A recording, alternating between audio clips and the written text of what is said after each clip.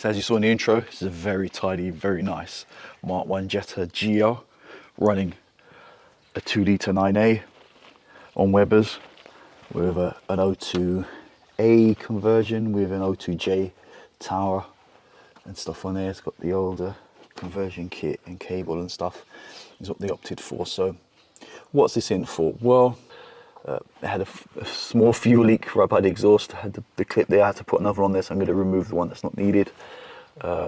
Tidy up the wiring, even though the wiring looks fairly tidy, but it's kind of, it could be tidied up just a little bit more around these kind of areas and stuff.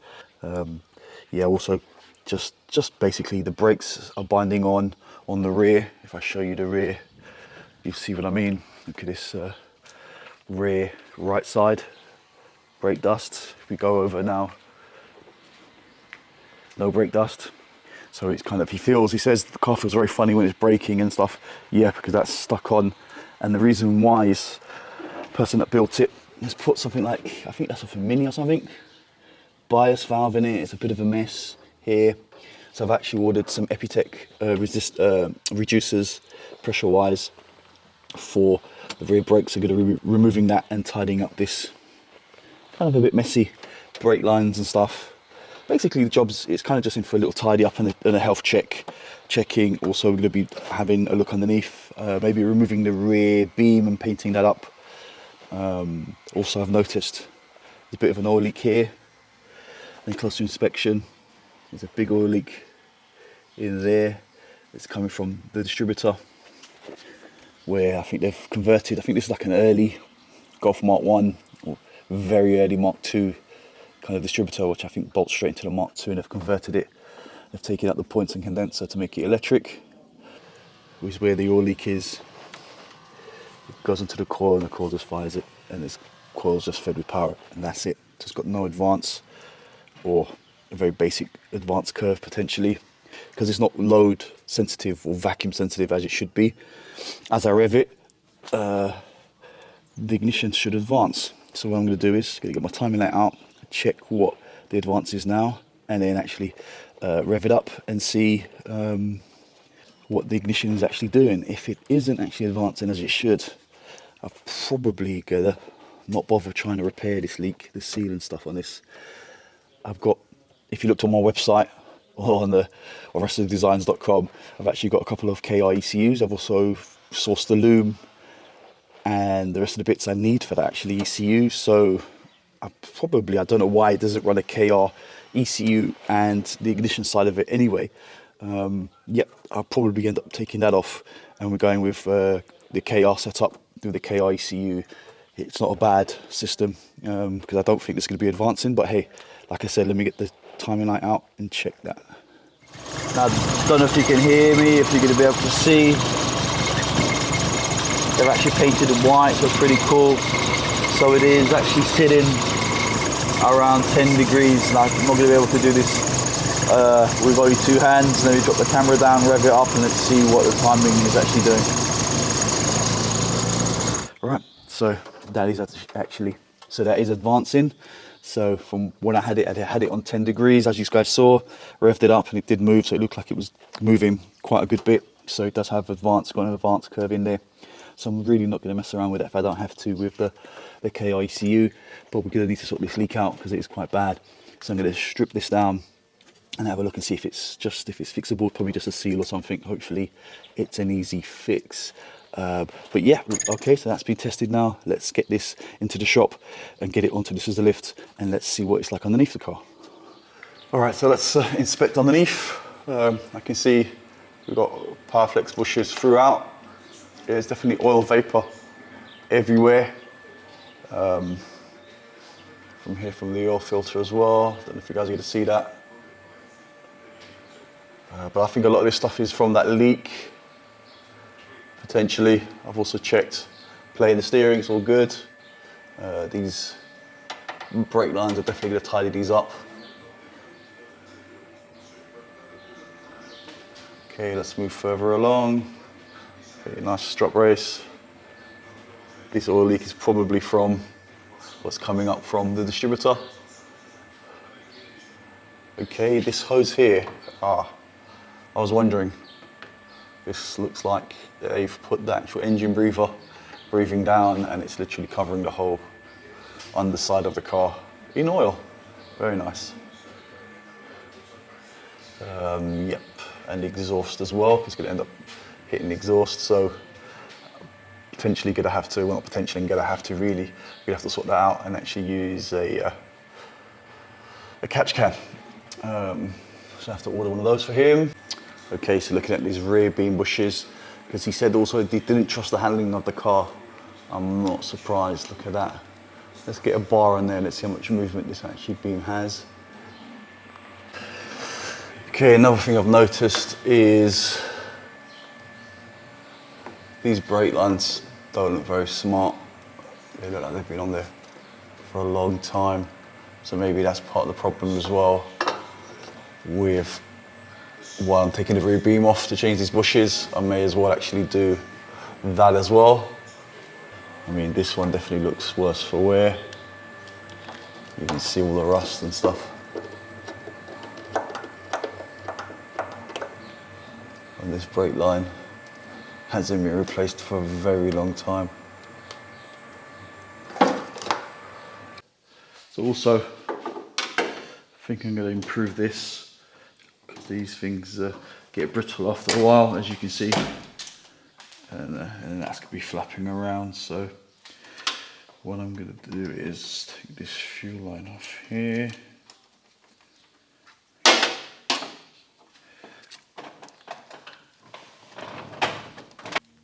So that's definitely a lot safer and a lot neater than just some cable ties. So my first 3D printed bit for this car. Right, so I've changed some seals, tried to strip it down as much as I could. They couldn't get the middle bit out. They've obviously modified it in a way and they've glued it on. So that seal wasn't the issue, it was still leaking. So it's coming through, as you can see where the wires are at the bottom. This I think was kind of made up between an early type Points-and condenser, 1 litre 1.3 little engine using 16 valve bits and pieces, and it worked. It seemed the ignition curve, I don't know what it was, but it was advancing, and yeah, it's going to be a no-go. I mean, it works now, it leaks, it's probably going to leak worse. One day it does stop. What's the customer going to do? I'm not around, the person that did it maybe not around. It's easier maybe just to keep with what's not broken, works perfectly, which is the original KR setup, which works on the ignition side only. So it's a really simple, I think it's 8x8 maybe, or 8x6 or something. It's quite simple, small resolution map, but it works perfectly fine, as well as its load with vacuum and also with temperature will advance and retard it as the coolant temp goes up and down. So it's ideal really. That's kind of fixed. And yeah, and I had these actually on the website. I still do have another one. I've got 2 of them, so I'm going to be utilizing one. These are the green ones. There's one with like a reddish purplish sticker, which is the later type, which I think cut at 6950 or 7.1 maybe. And these later ones are 7.1 or they're 7.3. I can't remember now. I know one's got the purple red sticker writing ones are slightly lower RPM. Not that it makes a difference because you don't actually make any power up there. But if you do want to run cams and stuff, at least you've got the headroom with these earlier ECUs. And they're supposed to be apparently the ignition slightly more aggressive. The curve on it, I don't know if it is or not, but anyway, you can always adjust it by actually advancing the distributor instead of 6, running 7, 8, 9 degrees. So much of a muchness really. But yeah, so I'm going to stick this original KR distributor, ECU, and I've got the loom. I'm going to put this into the car, get the car running up, and make sure there's no issues with this before we move on and tidy up the rest of the wiring. Get the orientation right, because that actually doesn't sit in the middle.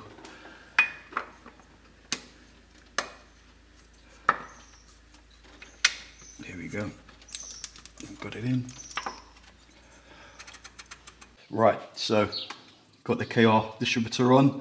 What I've had to do is I've had to put the engine at TDC to make sure the leads had the right firing order. So on the body, you can see there's a little mark there, which should be where a rotor is for number 1. And then also for that to work, you need to have the engine at TDC. So as you can see down there, it was at TDC. I've just put the cover on. It's at TDC as well, the cam, so that's all timed up. Also, this bolt was missing originally, so this was actually sitting a bit further away.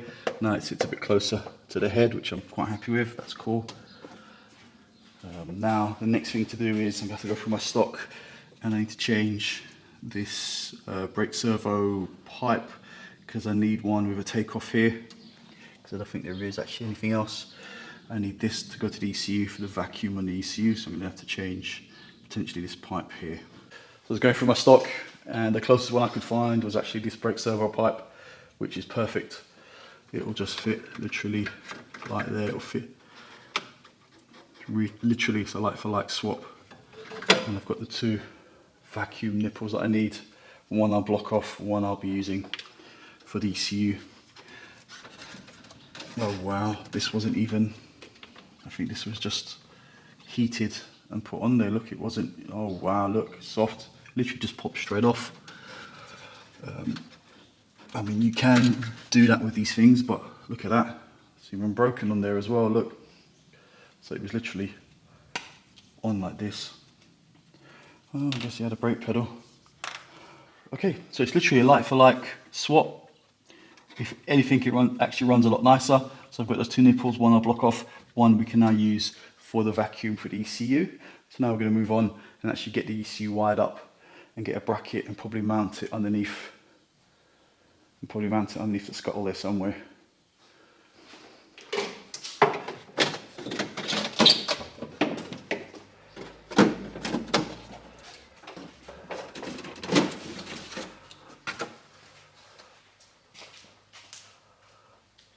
So within the limitations of trying to hide as much stuff as I can, I've actually got the little cover, the rain tray. And so that clears there, which is the amplifier. That's the ECU, that's bolted in onto there. So now coming onto the bench to the wiring. So this is just the ignition side of it, because we don't obviously have, normally you've got also the idle valve with the two relays that sit in central console. But obviously we don't need that with the carbs. It's pretty straightforward. Goes to the ECU, goes to the hall sensor in the distributor, earth on the block, coolant temperature, earth on the battery, that goes on the coil, that's the trigger for the coil, and the earth for the fuel pump that triggers the relay for the fuel pump. And pretty much straightforward. Now, what I'm going to do is, because of the location of where those bits are, this stuff can be quite tough, and it's really kind of obviously, you know, over 30 years old. I'm just gonna remove the plastic cowling, at least this side of it anyway, wrap it up in felt tape to make it more maneuverable, and also tidy up this loom. And I might need to maybe extend these, because from where that is on these left-hand drive cars, I don't think that's going to reach all the way around there, especially because I want it to be kind of hidden. So probably these ones for the coil will be fine, the battery one will be fine. These 4 wires or 5 wires here, earth block, coolant temp, and the hall sensor, probably gonna have to extend these. All right, let's start by stripping this down and plug in at least this bit into the scuttle, into the rain tray area, and then see what we need to do with that.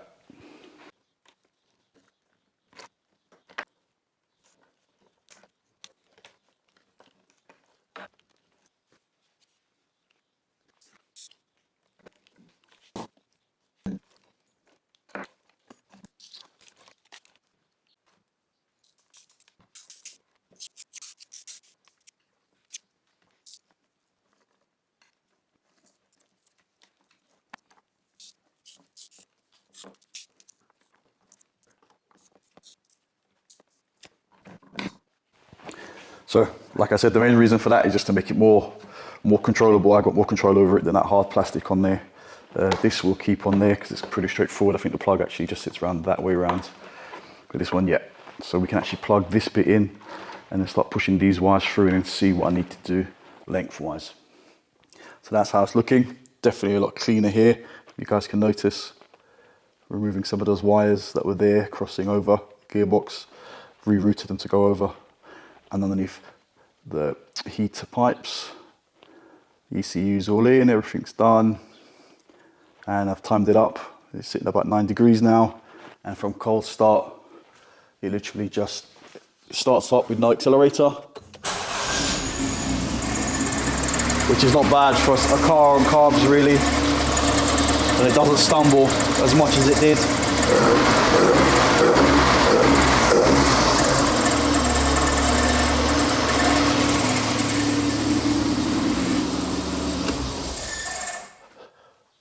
Yeah, so that works really, really well. I'm quite happy with that. This is what I really like about these kind of bringing these cars and kind of fine tuning them, is with sorting out an oil leak problem, we've actually improved the car as well. So it's a double header really. Stop the oil leak, easily to replace the distributor if you do have an issue in the future. And now you've got, you know, small ECU with an ignition map in it, which works really well, the KI ECU. And as you can see, you know, you've got something that's actually reading load now, vacuum and all the rest of it. And it's got a map in there, and and it just runs a lot better. I mean, from cold start, it did actually stumble when you kind of blip the throttle from cold. And now, as you saw, it works really, really well. So I can't actually wait to give this a drive. But before we get to that point, we've got still a lot to do.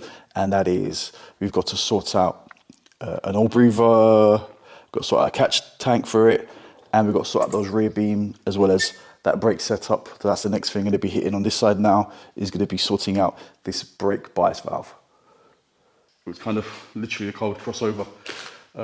Also got these from Epitech Tuning, and these are resistors for the brake, for the rear brakes. These are especially for discs. Apparently they restrict the flow more than the normal OEM ones. Now, this is that thing that I was talking about. They've actually put a rear bias valve, mounted it in the engine bay. So this is what I'm talking about. As you can see along here, it's really quite messy. That looks like it's running too short, and there's all that kind of stuff around there. So we're gonna literally tidy this all up, because yeah, this isn't gonna work for me. And also, I found a Mark II bottle, totally square, more in date with this period correct than this round one, where they've blocked off where the clutch master would have gone. So yeah, we're gonna first take this off so that we can drain the fluid out of this. So this is that bias valve. I mean, they've obviously locked it into place. And when I actually did try to kind of clear the system, I couldn't get actually almost anything coming out the back. So I think what was happening was, it was when you did press, it did let some of it through quite hard, and then it wouldn't let it return. And that's why that rear brake was locking up. I mean, that's quite dangerous, because obviously this valve, it was totally shut here, or almost shut, but it was letting some pressure one way, but then not the other way. Yeah, so that wasn't a great idea. And this is what it looks like now here. So I've rerouted that one so it's closer, makes more sense. This is the Epitech resistors, the brake resistor for the pressure to the back. I don't know what it drops it down by, but on their website, they do say they're actually better than the original ones. They're for disc conversions on Mark 1, so yeah, there you go. Hopefully that works as it should. And as you can see, it's definitely a lot tidier down there without loads of brake lines and stuff. And all I have to do is just shorten some of them and make some new ones up. So that is the brake lines all sorted. So now that this is done, and this is the engine bay done, cleaned up those wires that were running along there, tidied up some along here, around where the bottle was. And that's pretty much it. I think the guy, the owner, will come back at a later stage, because I think he wants to change this expansion bottle, screen bottle, and kind of combine it into one to make it look a lot tidier. So take this up and actually start dealing with the rear beam. So what do we have here? Some Powerflex bushes for the Golf Mark 1 for the rear beam Golf Mark 1 mounting bushes, as well as these are the rear anti-roll bar bushes for the inner part, and also the outers actually, yeah, whichever way it is. Yeah, not my most favourite job, but hey, let's Powerflex up this rear beam then. Another thing I noticed when I took the wheel bolts off, these are the higher angled ones, code shape, and there's, I can see from the wheels, a totally different shape. They're more traditional VW style wheels, it seems, that take this style versus what was actually on there, because it's making no contact. It was only literally making contact with that middle bit there, but it should be making contact with the whole thing. Yep, and that's enough threads. Yep, perfect. So he's gonna have to run standard. standard bolts basically. And as you can see, they're actually the same length. Okay, that's a nice touch. He's got the option of 4x100 or the 5x100 set up on here. That's pretty cool. Okay.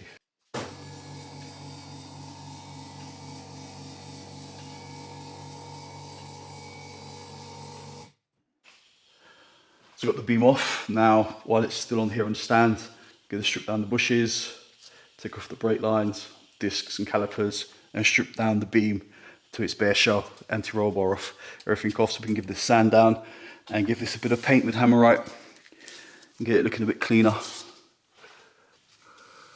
Expose this area here, so yeah, it's going to be all good for me to give this a clean.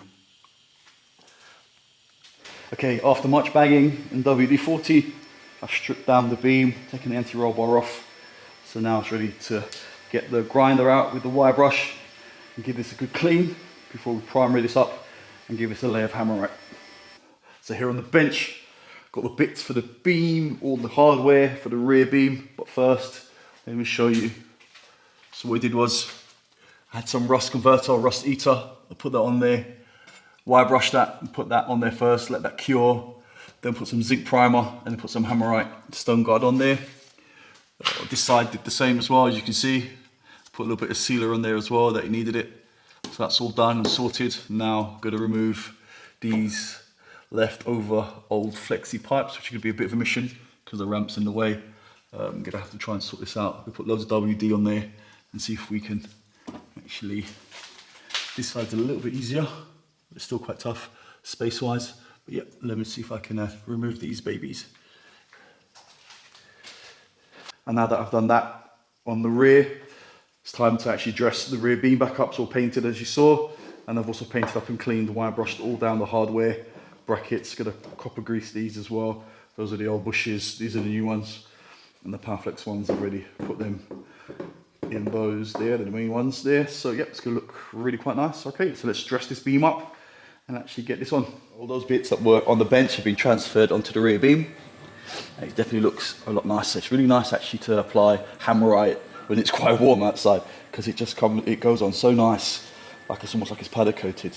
You don't really see any brush marks. It actually says on the tin to not apply when cold at a certain temperature, whatever it is, but yeah, you can see why. Look at that result. So I didn't do the bar in Hammerite because it would probably crack. I did it in it's kind of a high rust protective outdoor spray, and it was quite cool with the little purple bits from the Powerflex. And there's those bushes all done. Cleaned up all the brackets, all the hardware as you saw. So now, I've sorted out those brake lines as well that were quite bad. I think they were part of the problem as well with blocking the fluid. I mean, who does a restoration and doesn't change those brake pipes? But yeah, okay, so let's get this mounted. Right, so I almost finished underneath here. So what I've done is I've double checked all the tightnesses. So I've lifted with a pen, marked all the bolts and double checked all to make sure they're all tight at the back here. I've also given it a quick jet wash underneath here and done the same at the front here, all on the suspension, white marked most of the stuff that I can. Yeah, there will be a few things we need to deal with after for another list for when the car comes back at a later stage. Is I noticed this here, the drive shaft's hitting here on the chassis rail, so he's either have to go up or notch it. I'm sure he's not going to want to notch it, so you can maybe have to take it up a little bit. Also I noticed whoever did the conversion, they rammed in a 6mm Allen key instead of a spline. They obviously didn't have the spline and they've damaged those bolts. I can't check that they're tight. I assume they're tight because he's used the car and they haven't come loose, but it's funny, it's this side they've done that.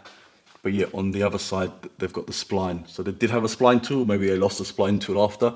So I've marked all these ones, but those ones I'm not able to check, but I'm assuming they're tight, so we're not going to touch it. But at a later stage, we have to get some bolts, and if he wants to do that, we can replace those and then double check that they're tight. And that's it for underneath here, really. The top's all done. Now, really, let's take it for a test drive.